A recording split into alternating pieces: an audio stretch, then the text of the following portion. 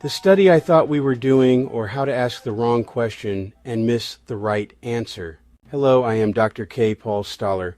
In January of 2008, barely a month after my son Galen passed away, I found myself standing before a room full of researchers at the Mind Institute at UC Davis. At the time, the Mind Institute was considered one of the premier autism research centers in the United States. Its mission sounded noble: understand autism, help autistic children, support families. At least that was my impression, and I believed it. I had been invited to speak about a therapy that was generating growing interest among parents of autistic children, hyperbaric oxygen therapy, or HBOT. What happened next taught me one of the most important lessons of my career. Not about hyperbarics, not about autism, but about science itself. When I arrived at UC Davis, I was not arriving as a detached researcher. I was arriving as a father, a grieving father. Only weeks earlier, I had buried my son. The grief was overwhelming, relentless, crushing. I remember meeting privately with the director of the Institute and discussing how oxytocin had helped me survive some of that grief. At the time, I still believed everyone in that building was pursuing the same goal I was: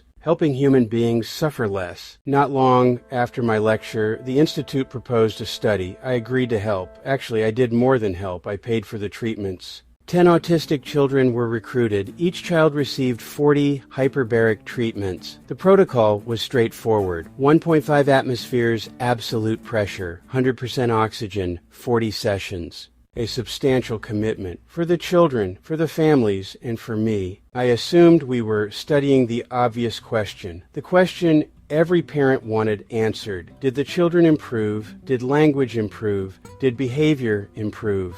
Did eye contact improve? Did social interaction improve? Did quality of life improve? These aren't perfect endpoints, but they are meaningful ones, especially to parents, especially to families living with autism every day. I was intentionally excluded from the study design discussions. The rationale was to avoid bias. Fair enough, science should strive to eliminate bias. But later I discovered that the study wasn't primarily examining whether the children improved. Instead, the researchers chose to focus on cytokines. Now, for those unfamiliar with the term, cytokines are signaling molecules involved in immune function and inflammation. The primary question became, did HBOT reduce cytokine levels? At first glance, that sounds reasonable until you think about it. At the time, nobody had established that HBOT reliably reduced cytokine levels in humans. If cytokine reduction was truly the primary scientific question, there were many other populations where that could have been studied before moving directly to autistic children. In my opinion, disabled children should not have been used to answer a basic mechanistic question that had not yet been adequately established elsewhere. But there was a bigger problem. Many autistic children don't even have elevated cytokines. Autism isn't one disease. It's a collection of presentations with multiple potential causes. One child may have neuroinflammation, another may have mitochondrial dysfunction, another may have chronic infection, another may have none of those things. One child in the study, for example, had undiagnosed Lyme disease. Now imagine HBOT increases microbial killing. What happens? Cytokines could temporarily rise. The child could actually be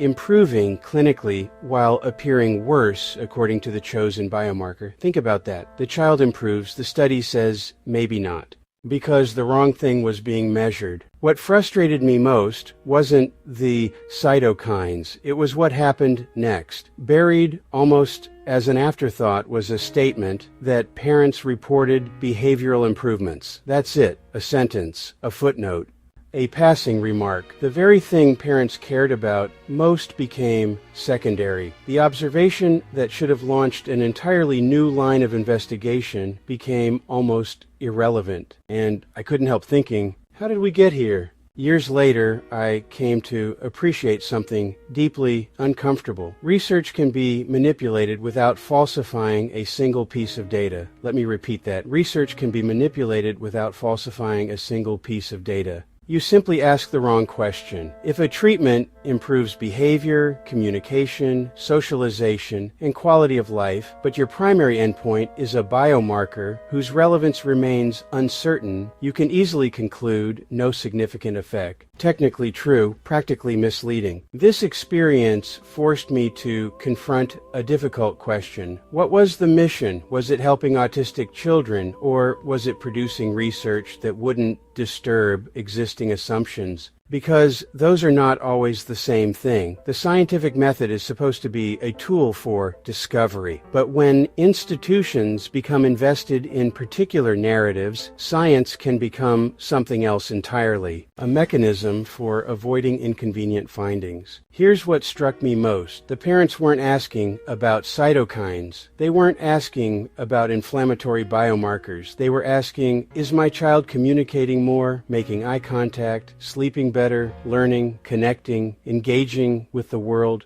Those were the questions that mattered. In medicine, biomarkers are useful, but patients are not biomarkers. The purpose of science is not merely to measure laboratory values. The purpose of science is to improve human lives. I didn't feel betrayed because my hypothesis wasn't confirmed. I've been wrong many times. Every scientist has. That wasn't the issue. The issue was that 10 children and their families deserved to have the right question asked. Instead, the observations that mattered most were relegated to the margins. And once again, I found myself wondering, when did science become more interested in protecting conclusions than pursuing truth? The older I get, the more convinced I become that progress depends less on intelligence than curiosity. Not what answer do we want, but what is actually happening, because institutions rarely suffer when the wrong question is asked.